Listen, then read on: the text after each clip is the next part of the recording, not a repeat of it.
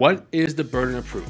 Understanding this principle is essential for anyone trying to engage in rational discourse, especially when debating about the existence of a God. In philosophy, the burden of proof, or the Latin phrase "onus probating," which I probably got this wrong horribly, refers to the duty of a person making a claim to provide evidence or reasoning supporting their assertion. Simply put, the burden of proof is the responsibility to prove one's claim. This is crucial for maintaining rational discourse and preventing the acceptance of unfounded beliefs. Everybody knows the moon's made of cheese. Without this requirement, discussions could easily devolve into baseless assertions and unsubstantiated claims. But it's important to note that while the concept of burden of proof is also foundational in law, there are also significant differences between its application in legal context and in philosophy. In law, the burden of proof is a formal obligation with standards such as beyond a reasonable doubt in criminal cases and the preponderance of the evidence in civil cases. These standards ensure that claims are substantiated before being accepted as true, protecting individuals from wrongful convictions and unfair judgments. However, while in philosophical discussions, there usually isn't a third party like a judge or jury to determine if the burden of proof has been met. It is subjective and based on the perspective of the parties involved to adequately determine if the burden of proof is met. For example, a person may state God is real because the Bible says so. One individual might accept this conclusion, believing that the burden of proof has been met due to their trust in the historical and spiritual authority of the Bible. However, another individual might reject this conclusion, arguing that the Bible is not a historically accurate or empirically verifiable source. This example illustrates a simple scenario,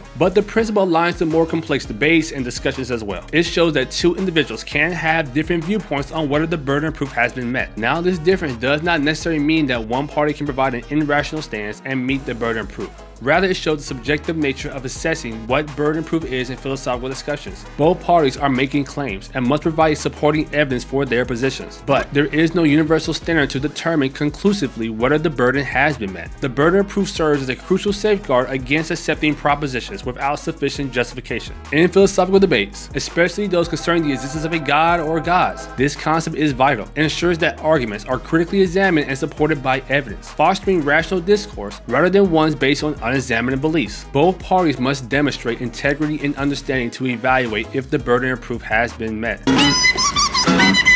Now, understanding the burden of proof is foundational for engaging in meaningful and rational discussions. In philosophy, this principle helps ensure that the claims are substantiated and critically examined. By recognizing the importance of the burden of proof, we can contribute to more thoughtful and reasonable discussions about the belief and disbelief in the existence of a God.